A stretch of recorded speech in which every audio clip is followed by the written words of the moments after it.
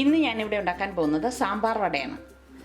സാമ്പാറിന് വേണ്ടിയിട്ട് ഞാനിവിടെ 1/4 കപ്പ് തുവരപ്പരിപ്പ് എടുത്തിട്ടുണ്ട്. പിന്നെ ഇതിലേക്ക് 1/2 കപ്പ് ചെറിയ ഉള്ളിയും 1/2 കപ്പ് ടൊമാറ്റോ അരിഞ്ഞതും 3 പച്ചമുളക് നീളത്തിൽ അരിഞ്ഞതും 1 നെല്ലിക്ക വലിപ്പത്തിൽ പുളി എടുത്തിട്ട് അത് ഏകദേശം ഒരു 4 ടേബിൾ സ്പൂൺ വെള്ളത്തിൽ പിഴിഞ്ഞെടുത്തതും വേണം.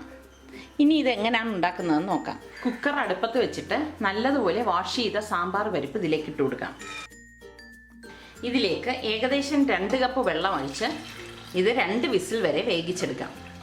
ലോ ഫ്ലെയിമിൽ ഇട്ടിട്ട് വേണം 2 വിസിൽ വരെ ഇത് വേവിച്ചെടുക്കേണ്ടത്.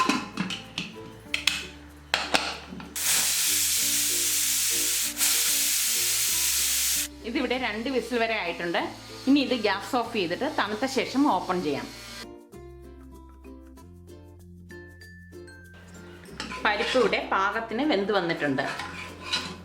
ഇനി ഇതിലേക്ക് ഈ എടുത്തു വച്ചിരിക്കുന്ന ചുവന്നുള്ളി, തക്കാളി, പച്ചമുളക്, ആവശ്യത്തിനുള്ള ഉപ്പും ഏകദേശം 2 കപ്പ് വെള്ളം ഒഴിച്ച് ഇതൊന്ന് 1 വിസിൽ വരെ വേവിച്ചെടുക്കാം. സാമ്പാർ വടയുടെ സാമ്പാറിന് നമ്മൾ വെജിറ്റബിൾസ് ഒന്നും വേറെ ചേർക്കത്തില്ല.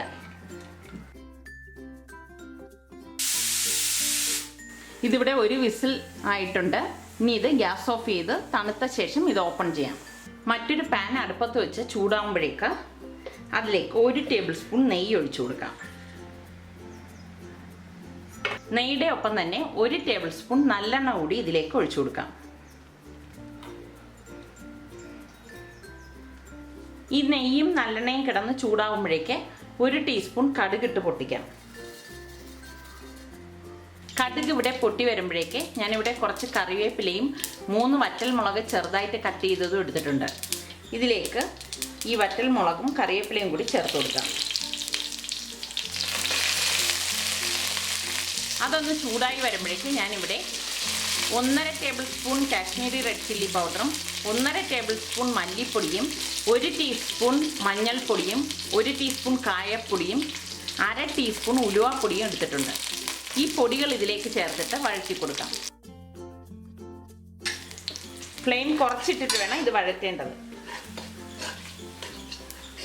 ഇതൊന്ന് വഴറ്റിയ ശേഷം പുളി പിഴിഞ്ഞ് വെച്ചിരിക്കുന്ന വെള്ളം ഇതിലേക്ക് ഒഴിച്ചു കൊടുക്കാം.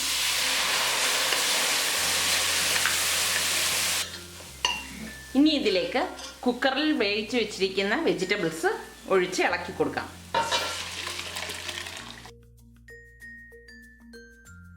ഈ പരിപ്പും വെജിറ്റബിൾസും ചേർത്ത ശേഷം ഫ്ലെയിം ഒന്ന് കൂട്ടിക്കൊടുക്കാം. ഇപ്പോൾ തന്നെ നല്ല ഒരു മണം വരുന്നുണ്ട്. ഇനി ഇതിലേക്ക് ഒരു ചെറിയ പീസ് ശർക്കര കൂടി ഞാൻ പൊടിച്ചിടണം. ഇതോടൊപ്പം തന്നെ മല്ലിയില ചെറുതായിട്ട് അരിഞ്ഞതും കൂടി ഇട്ട് നല്ലതുപോലെ ഇളക്കി ഇതൊന്ന് തിളയ്ക്കുമ്പോഴേക്ക് ഗ്യാസ് ഓഫ് ചെയ്യാം.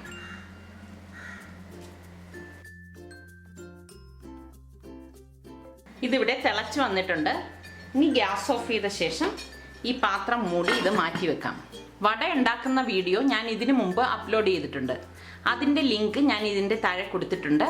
അത് നോക്കി വട ഉണ്ടാക്കുക. ഒരു പാത്രത്തിൽ കുറച്ചധികം വെള്ളം തിളപ്പിക്കാനായിട്ട് വെക്കാം.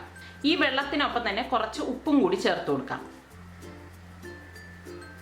ഈ വെള്ളം നന്നായിട്ട് ഒന്ന് തിളയ്ക്കണം. വെള്ളം ഇവിടെ തിളച്ച് വന്നിട്ടുണ്ട്. ഇനി ഇത് ഗ്യാസ് ഓഫ് ചെയ്തിട്ട് എടുക്കാം. ഒരു ബൗളിലേക്ക് വട അറേഞ്ച് ചെയ്ത ശേഷം അതിലേക്ക് ഈ തിളപ്പിച്ച വെള്ളം ഈ വടയ്ക്ക് മുകളിൽ നിൽക്കത്തക്ക രീതിയിൽ ഒഴിച്ചു കൊടുക്കാം. ഒരു 5 മിനിറ്റ് കഴിഞ്ഞ ശേഷം നമ്മൾ ഈ വെള്ളത്തിൽ നിന്ന് വട മാറ്റും. ഇതിവിടെ 5 മിനിറ്റ് കഴിഞ്ഞിട്ടുണ്ട്. ഇനി ഈ വട നമുക്ക് സെർവിങ് ഡിഷിലേക്ക് മാറ്റാം.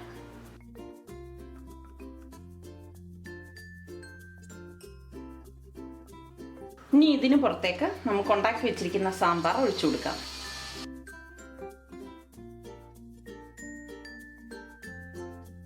ഇനി ഇതിന് മുകളിൽ സവാളയും മല്ലിയിലയും ചെറുതായിട്ട് അരിഞ്ഞത് വിതറി ഡെക്കറേറ്റ് ചെയ്യാം.